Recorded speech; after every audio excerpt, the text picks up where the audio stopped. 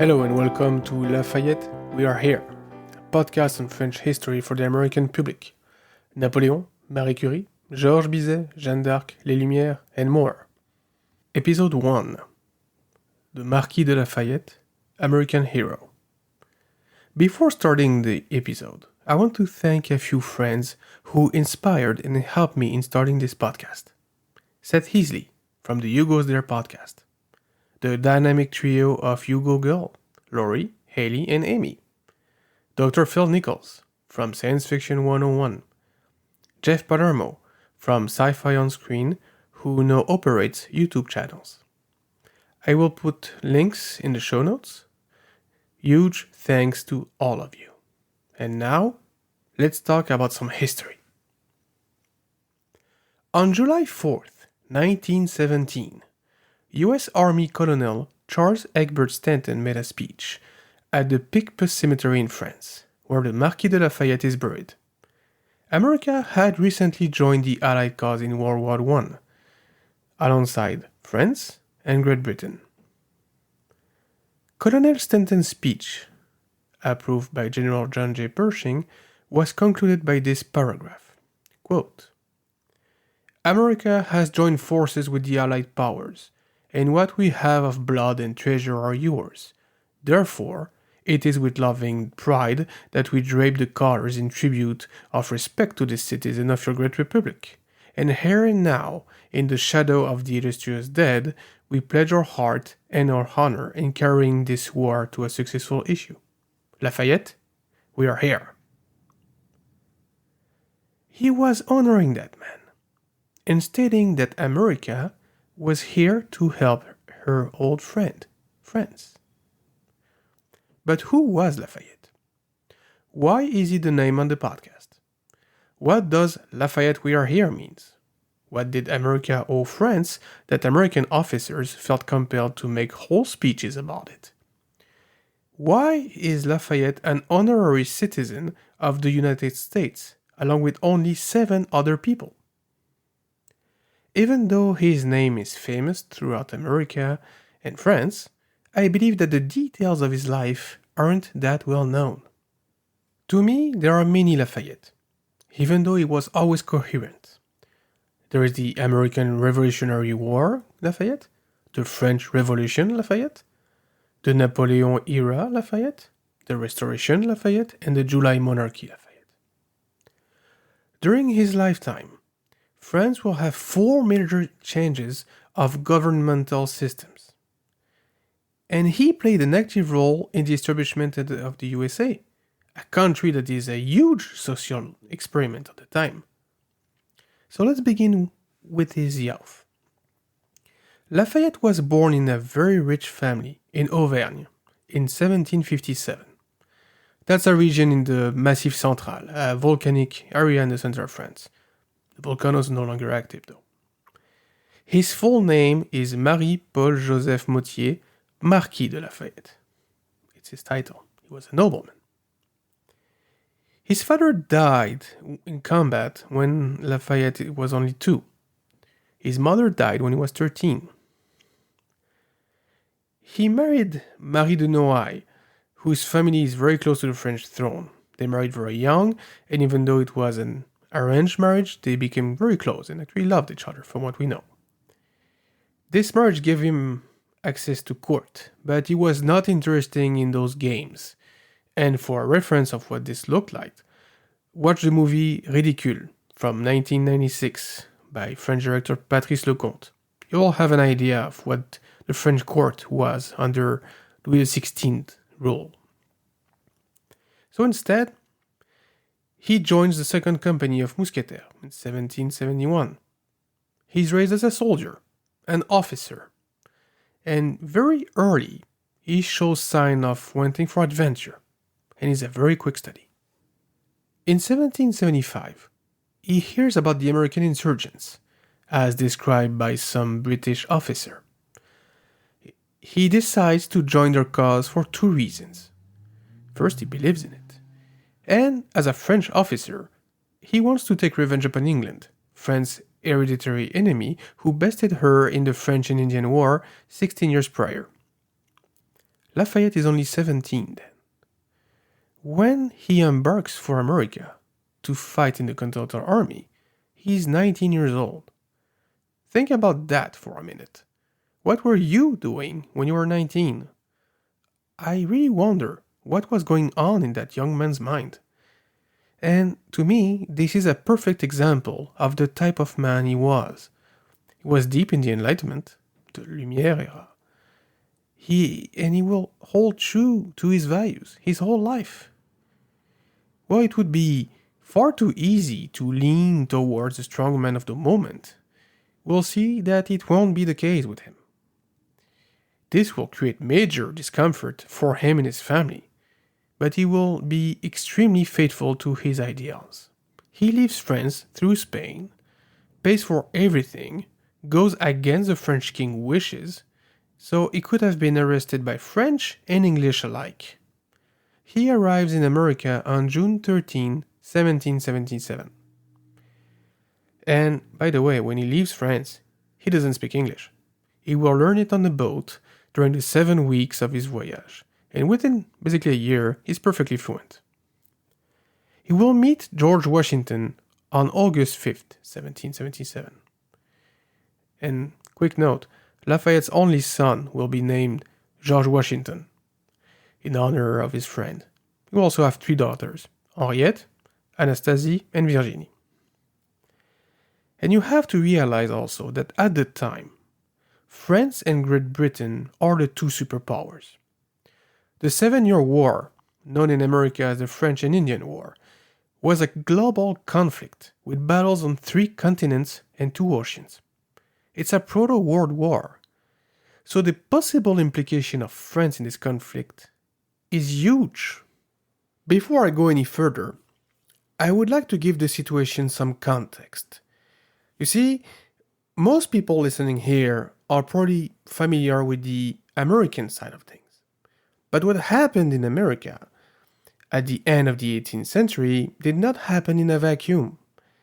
What happened was a reflection of what was globally happening everywhere at this time period. Ideas of freedom, representation, democracy. These are growing everywhere, not just in America. And you see, historians have 2 ways of looking at big changes like that. You can see through the deep causes, as we call them. In France, there's a school called the École des Annales, which is a way of thinking about history that says that you have very deep roots to major changes in societies. And those are the most important part of historical change.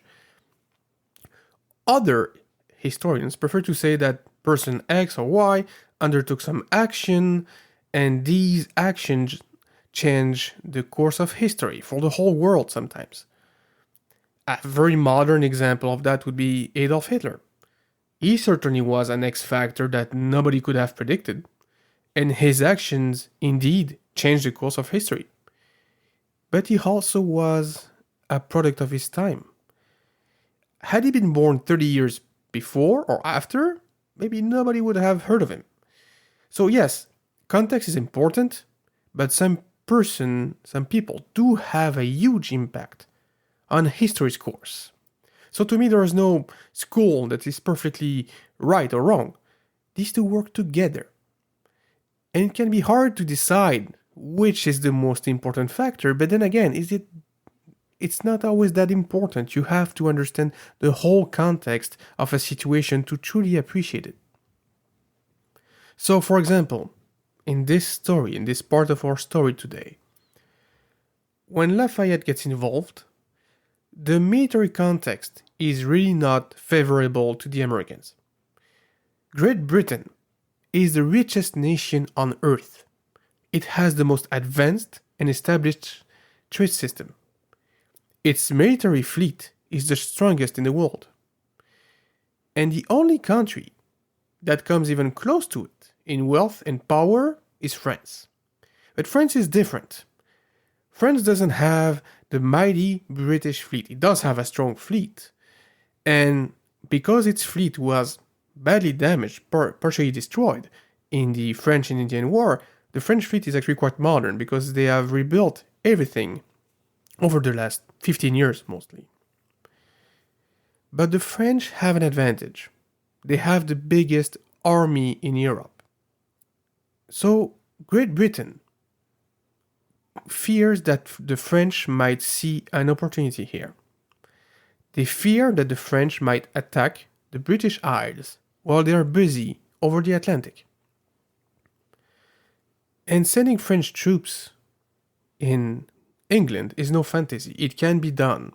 England has been invaded times and times again in history, in the Middle Ages, or even before that. So it's a real security issue for them. And we should mention Spain, that also plays a role. At some point, they are readying a fleet to go in the English Channel. And fighting two enemies at the same time is a worst case scenario. Remember, war is the most expensive endeavor a state can get itself into. So adding enemies to the list also increases the bill. And long term, that's a big problem because you can run out of many things. But if you run out of money, war is lost. You cannot do anything anymore. So it is realistic to think that the French could see this war in America as an opportunity to deal a very strong blow to their longtime enemy. France, as I said, is a more populous country than England and has a bigger army. It could send an army 2 or 3 times as big as what the British have on their own soil. To give you an idea of what kind of army we're talking about, because most people will think in terms of modern armies, post-20th century armies, which are huge. The previous big war, as I said, is the French and Indian War, which I call the 7-Year War. And for example, when the French fought in Europe during that war, they were fighting mostly the Prussians, who were the allies of the British. And those combats happened in modern-day Germany. And the French sent over there an army over 100,000 men strong. 100,000 men strong army at the end of the 18th century is breathtaking. Imagine the logistics of that. It's all horse carriages, walking men. You have to do everything on dirt roads, mostly. So you need the manpower, you need the logistics, you need the finances. And the British army never reaches such numbers until World War I. 18th, 19th century, they don't have 100,000 strong armies. That's just not what they do. They have the fleet. This allows them to send very strong, specialized armies where they're needed. That's what they are doing in America at that time. But the fear that the French could use this chance to do something is real. But now, let's get back to our main story. Lafayette is recognized by Washington as a brilliant officer. He's made a Major General in the Continental Army and fights in the Battle of Brandywine at the end of 1777. He's wounded by a bullet in the leg. He recovers and fights again in 1778, proving a very able commander at the Battle of Monmouth.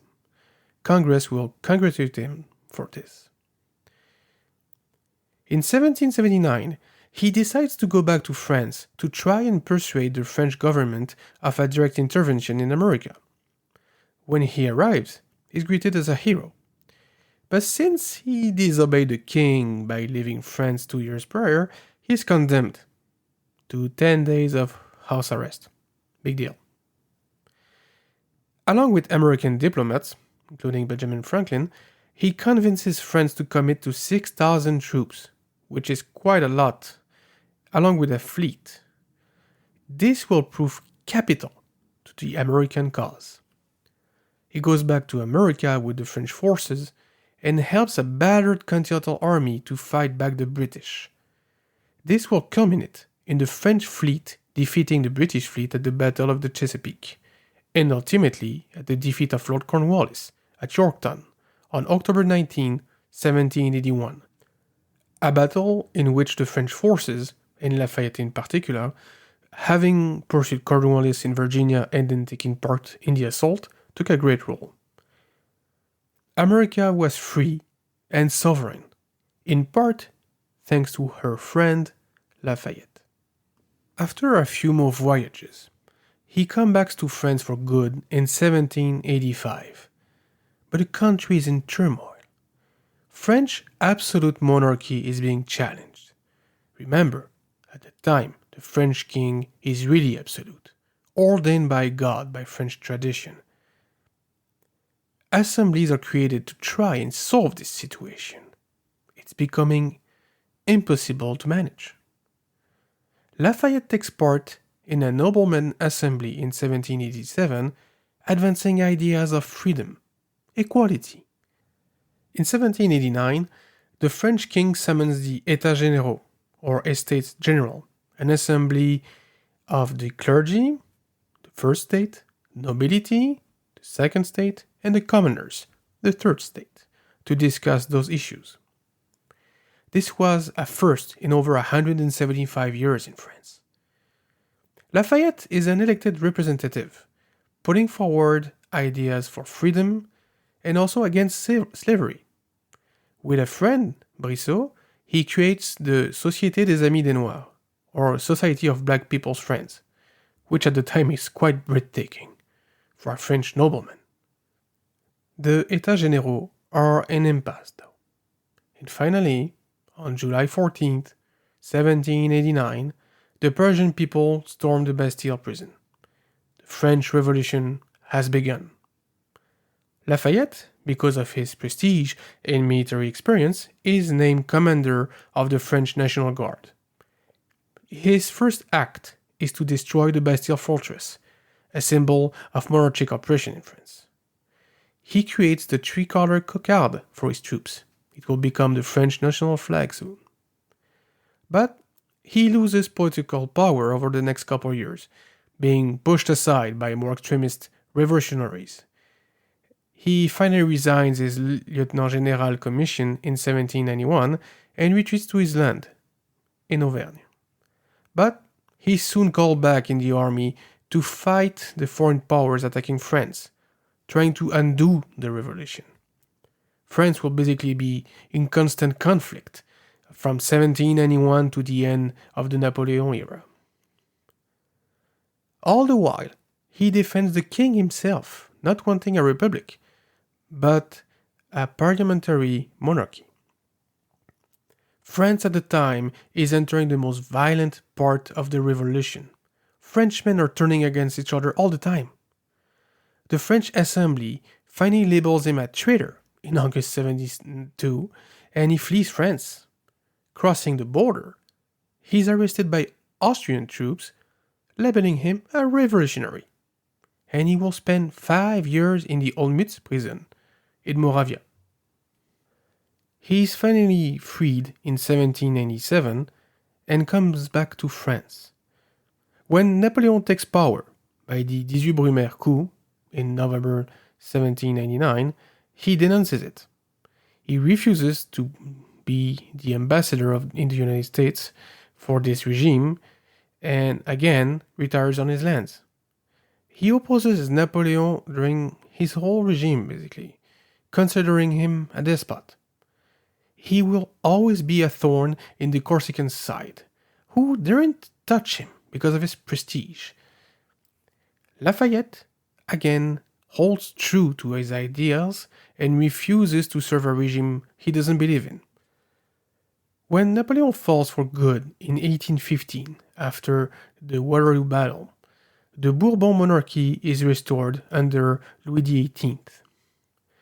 Lafayette believes that this new king won't respect the French constitution and will try to retake some of the old days' power.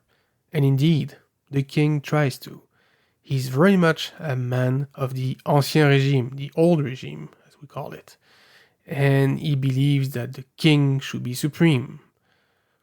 Lafayette is elected in Sarthe in 1818, and he keeps fighting for individual liberties and opposes all abuse of power by the king. Being defeated in an election in 1824, he goes back to the States, where he gets a hero's welcome. He then returns to France the following year and is being elected again in 1827. France has a new king, Charles X, and he moves backwards. He abolishes some civil liberties, the liberty of the press, and does other injustices. This and other factors in Europe causes the 1830 Revolution. It's basically a continuation of the First French Revolution, but this will erupt in the whole of Europe.